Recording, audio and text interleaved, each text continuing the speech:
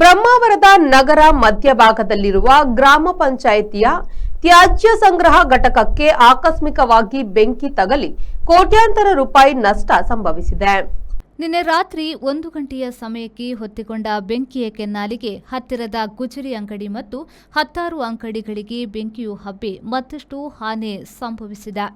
Brahmavar police ಠಾಣೆಯ ASI Shantaraj, H C Narayanagowda ಮತ್ತು ಗೃಹ ರಕ್ಷಕ ದಳದ ಸ್ಟೀವನ್ ಫರ್ನಾಂಡಿಸ್ ಘಟನಾ ಸ್ಥಳಕ್ಕೆ ಆಗಮಿಸಿದ್ರು. ನಾಗರಿಕರು ಕೂಡ ಈ ಸಂದರ್ಭದಲ್ಲಿ ಬೆಂಕಿ ನಂದಿಸಿ ನಿಯಂತ್ರಿಸುವಲ್ಲಿ ಶ್ರಮಿಸಿದ್ರು. ಬ್ರಹ್ಮಾವರ ಮೃತ ನಿರೀಕ್ಷಕರಾದ ದಿವಾಕರ್ ಪಿ, ಕೋಟಾ ಠಾಣಾಧಿಕಾರಿ ರಾಘವೇಂದ್ರ ಸಿ ಘಟನಾ ಸ್ಥಳಕ್ಕೆ ಭೇಟಿ ನೀಡಿದ್ರು. ಉಡುಪಿ, ಕುಂದಾಪುರ, ಮಲ್ಪೆಯ ಅಗ್ನಿಶಾಮಕ ದಳದ ಸಿಬ್ಬಂದಿಗಳು ಬೆಂಕಿಯನ್ನ ಹತೋಟಿಗೆ ತರುವಲ್ಲಿ ಶ್ರಮಿಸಿದ್ರು. ಹಿಂದೆ ಇಲ್ಲಿನ ರುಚಿರಾ ಕಾಂಪ್ಲೆಕ್ಸ್ ಬಳಿಯಲ್ಲಿದ್ದ ಗುಜರಿ ಅಂಗಡಿಗೆ ಬೆಂಕಿ ಹೊತ್ತಿಕೊಂಡು ಪರಿಸರಕ್ಕೆ ಅಪಾರ ಹಾನಿಯಾಗುವುದನ್ನು ತಪ್ಪಿಸಿದ ಘಟನೆ ಮರೆಯುತ್ತಿದ್ದಂತೆಯೇ ಬ್ರಹ್ಮಾವರದಲ್ಲಿ ಗುಜರಿ ಅಂಗಡಿಯಲ್ಲಿರುವ ಗ್ಯಾಸ್ ಸಿಲಿಂಡರ್ ಇನ್ನಿತರ ಪ್ಲಾಸ್ಟಿಕ್ ವಸ್ತುಗಳು ಇದ್ದು ಬೇಗ ಬೆಂಕಿ ಹೊತ್ತಿ ಉರಿದ ಎರಡನೆಯ ಬೆಂಕಿ ಅನಾಹುತ ಇದಾಗಿದೆ.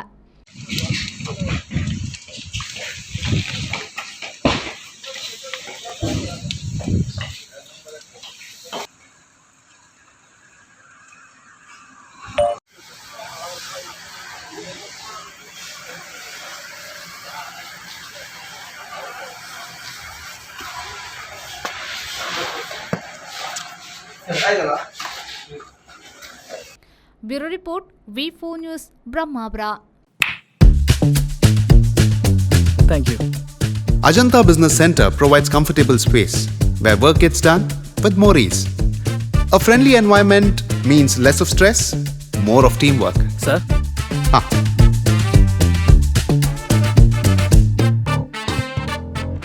Every detail at Ajanta is thoughtfully managed, making our work much easier and more enjoyable. When employees work in harmony, it creates an environment where everyone thrives, allowing us to achieve the best of work with maximum effectiveness. Invest in workspaces managed by Vertex. Invest smart. Invest in Mangaluru.